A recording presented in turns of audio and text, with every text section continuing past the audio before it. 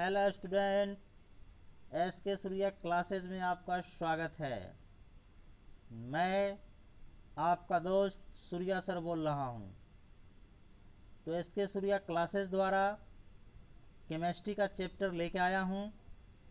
इस वैश्विक महामारी कोरोना में हमारा वीडियो बनाने का तात्पर्य यह है कि सभी विद्यार्थी लोग जो अभी घर पर बैठे हुए हैं वो अपनी पढ़ाई आसानी से कर सकते हैं। मैंने एक एक ऑब्जेक्टिव क्वेश्चन का समझाने का प्रयास किया है। फिर भी यदि आपको समझ में नहीं आता है तो कमेंट ज़रूर करें और एक लाइक और सब्सक्राइब ज़रूर करें और अपने दोस्तों में भी शेयर करें, जिसे हमें पता चले कि आपने वीडियो देखा और समझ में नहीं आया तो मैं आपका सॉल्यूशन करूंगा। तो चलते हैं। तत्वों का आवर्त वर्गीकरण, यानी क्वेश्चन है, चैप्टर का नाम है तत्वों का आवर्त वर्गीकरण, पीरियोडिक क्लासिफिकेशन ऑफ एलिमेंट्स। इसमें हम 25 ऑब्जेक्टिव क्वेश्चन आपके लिए लेकर आए हैं। ये हमारा केमिस्ट्री का तत्वों का आवर्त वर्गीकरण का पार्ट 1 वीडियो है। तो चलते हैं क्वेश्चन की तरफ। तो क्वेश्चन है, पहला क्वेश्चन कि आवर्त सारणी, देखिए आवर्त सारणी में आवर्तों की संख्या कितनी है, यानी पीरियोडिक नंबर पूछ रहा है। ठीक है, तो मैं आपको पीरियोडिक टेबल लेके चलते हैं। देखिए उसमें कह रहा है कि आवर्त सारणी की संख्या। तो देखिए 1 2 3 4 5, उसके बाद देखिए 6 और 7। यहाँ से यहाँ देख लीजिए आप, आवर्त कितने हैं, 7 है। यानी ये सब जो है ये सब आवर्त है। ये हॉरिजेंटल लाइन को हम लोग आवर्त कहते हैं। ठीक है, तो याद हो गया कि आवर्त सारणी में कितने आवर्त हैं, तो 7 आवर्त हैं। क्लियर, कहीं कोई दिक्कत नहीं। तो चलते हैं नेक्स्ट क्वेश्चन की तरफ। नेक्स्ट क्वेश्चन है, आधुनिक आवर्त सारणी में बाईं से दाईं जाने पर, बाईं से दाईं जाने पर यानी लेफ्ट टू राइट जाने पर परमाणु साइज, एटॉमिक साइज का आकार क्या होता है। ठीक है, तो मैं आवर्त में बता रहा हूं। देखिए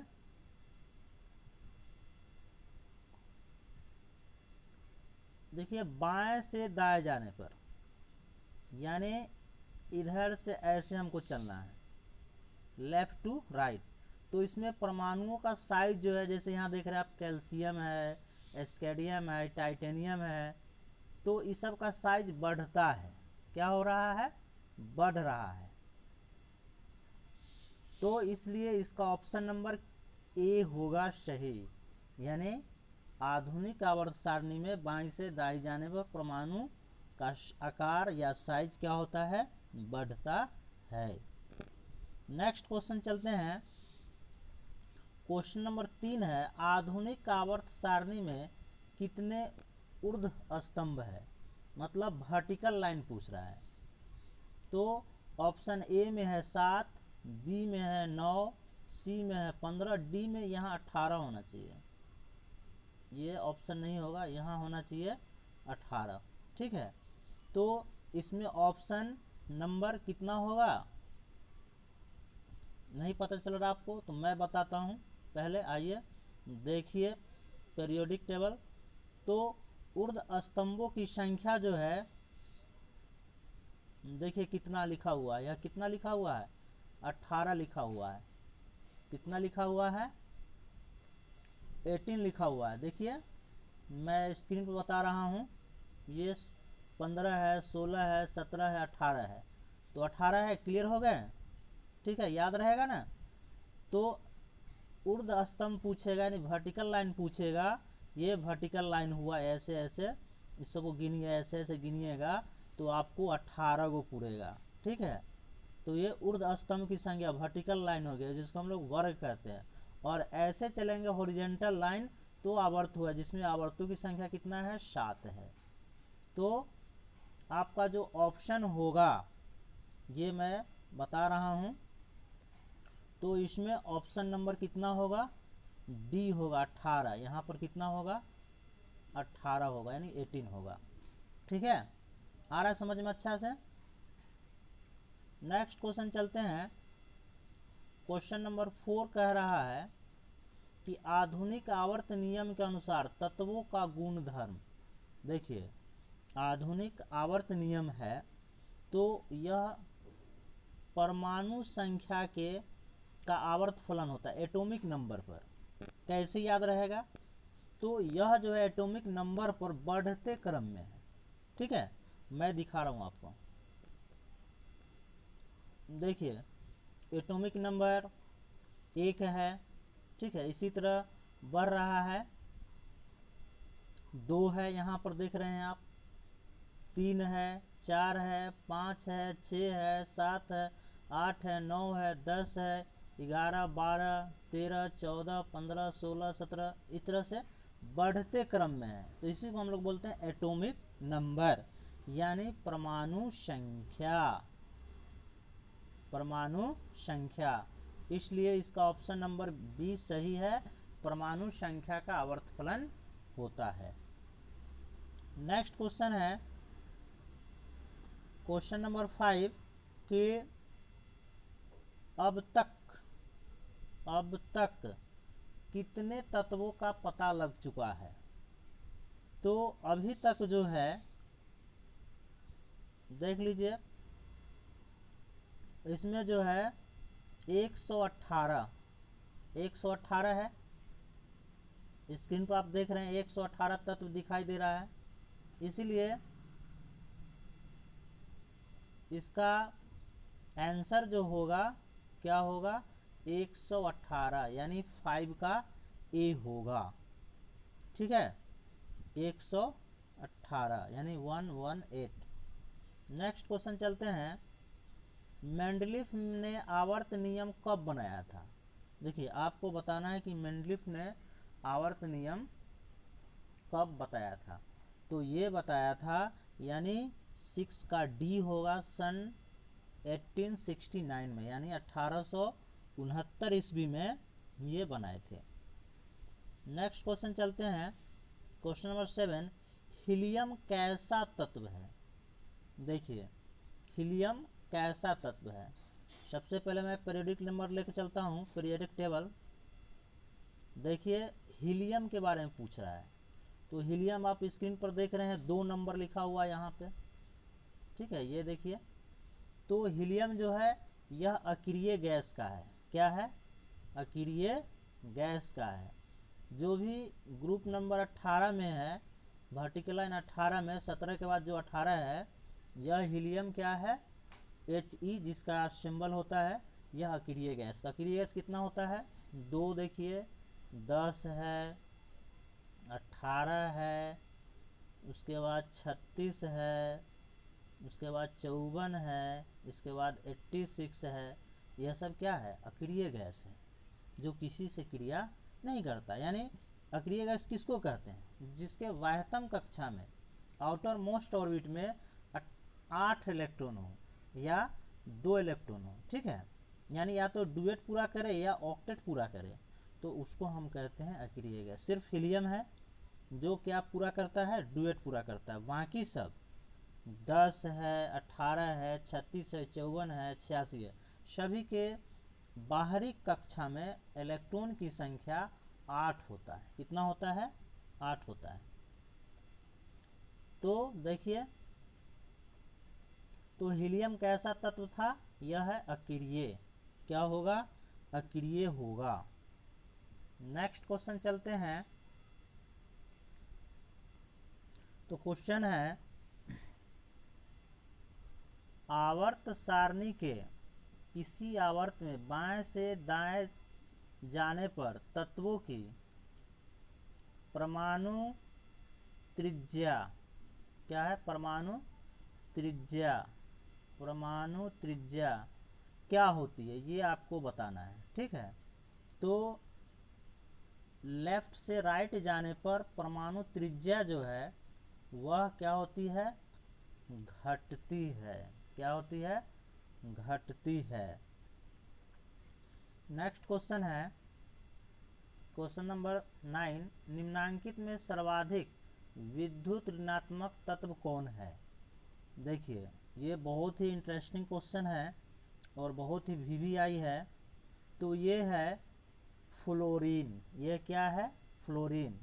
और फ्लोरीन याद रखने के लिए एक ट्रिक है, फेल नहीं, जो फेल कर जाता है वो ज़्यादा पॉजिटिव नहीं सोचता है, ऋण सोचता है, ऋणात्मक सोचता है। इसीलिए फेल वाला को आप याद रखिए, एफ से फेल यानी फ्लोरीन।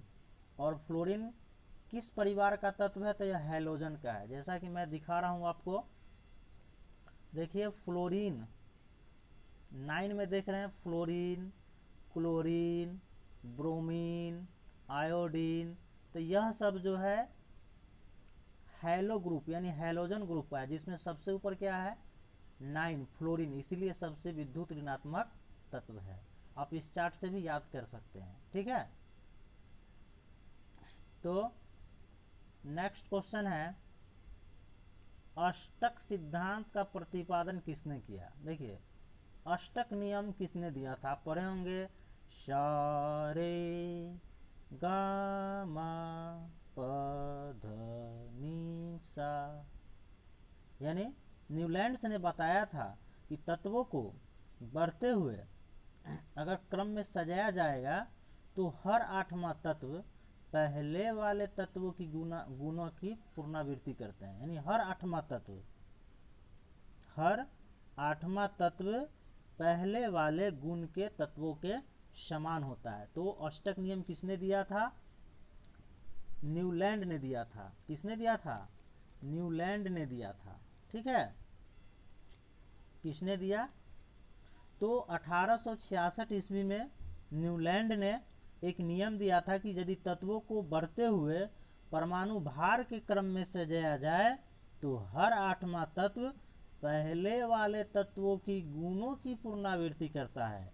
जैसा कि संगीत का 8वां स्वर पहले वाले स्वर के समान होता है, ठीक है। जैसे सा रे गा मा प ध नी सा। देखिए सा आ गया, तो जैसे लिखिए देखते हैं, सा हुआ, रे गा मा प ध नी सा। देखिए 1 2 3 4 5 6 7 8, यानी पहला और 8वां क्या है, सेम है। तो न्यूलैंड्स ने बताया था कि यदि तत्वों को बढ़ते हुए परमाणु भार के क्रम में सजाया जाए तो हर 8वां तत्व पहले वाले गुणों के समान होता है। याद हो गया होगा। तो ये बताए थे न्यूलैंड्स ने, इसलिए इसका ऑप्शन नंबर बी सही है। नेक्स्ट क्वेश्चन है, मेंडलीफ ने तत्वों को निम्नलिखित में बढ़ते हुए क्रम में वर्गीकरण किया है। मेंडलीफ साहब थे, वो कौन से क्रम में मैंने व्यवस्थित किया, तो वो किए थे परमाणु द्रव्यमान, इसलिए ऑप्शन नंबर बी होगा। मेंडलीफ कहेगा तो परमाणु द्रव्यमान, ठीक है, या परमाणु भार, और यदि ये आधुनिक आवर्त नियम होगा तो वह परमाणु संख्या, एटॉमिक नंबर, ठीक है। नेक्स्ट क्वेश्चन चलते हैं, क्वेश्चन नंबर 12 है, अष्टक नियम के प्रतिपादक थे, तो ये तो याद हो गया होगा आपको, इसलिए ऑप्शन नंबर डी सही है, न्यूलैंड्स। नेक्स्ट क्वेश्चन है, तिर्यक नियम का प्रतिपादन किस वैज्ञानिक ने किया था। देखिए तिर्यक नियम का प्रतिपादन तो यह डोव रेनर ने किया था। किसने किया था, डोव रेनर ने किया था त्रिक नियम का प्रतिपादन। उन्होंने 3 तत्वों को लेकर एक सारणी बनाए थे और बोले थे कि ये त्रिक नियम है, ठीक है। नेक्स्ट चलते हैं, क्वेश्चन नंबर 14, आवर्त सारणी के शून्य तत्व आवर्त सारणी के शून्य समूह का तत्व है। देखिए, तो अभी आपको हम बता रहे हैं आवर्त सारणी। देखिए, शून्य वाला आपको बताना है कि कौन सा है। देखिए, शून्य वाला वही होगा जो 18वें ग्रुप में होगा। तो बताइए 18वें में कौन कौन है। देखिए 17 के बाद इधर देखिए 18 में हीलियम है, 2 में हीलियम He देख रहे हैं ना। उसके बाद नियोन है, उसके बाद आर्गन है, देख रहे हैं इधर आर्गन, क्रिप्टन है। तो 0 ग्रुप का जो है helium, neon, argon, krypton, xenon, radon, यह सब क्या है 0 ग्रुप का है, क्योंकि इसके बाह्यतम कक्षा में 8 इलेक्ट्रॉन है सिर्फ हीलियम को छोड़ के। तो ये जो होगा क्वेश्चन नंबर 14 का आंसर हीलियम होगा। आप देखें आवर्त सारणी में कितने वर्ग हैं, तो ये बताए थे आपको कि आवर्त सारणी में कितने वर्ग हैं। देखे भी तो इसका ऑप्शन नंबर डी आंसर होगा। क्या होगा डी, यानी 18, 15 का डी 18 आंसर होगा। नेक्स्ट क्वेश्चन चलते हैं। आधुनिक आवर्त सारणी में तत्वों का वर्गीकरण का आधार क्या है। तो अभी जो आवर्त सारणी आपने देखे वह परमाणु संख्या के क्रम में सजाया गया, एटॉमिक नंबर के क्रम में। तो कौन सा आंसर होगा इसका, डी होगा, यानी ऑप्शन नंबर डी।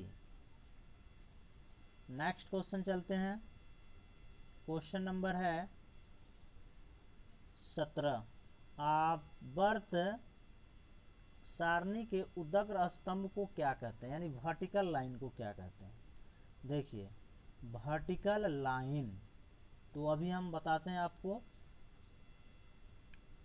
देखिए जो भी वर्टिकल लाइन देख रहे हैं, ये देख रहे हैं ना, ये पहला वर्ग हुआ, ये दूसरा वर्ग हुआ, ये तीसरा हुआ, ये चौथा हुआ, ये पांचवा हुआ, ये छठा हुआ, ये सातवां हुआ, ये आठवां हुआ, ये नौवां हुआ।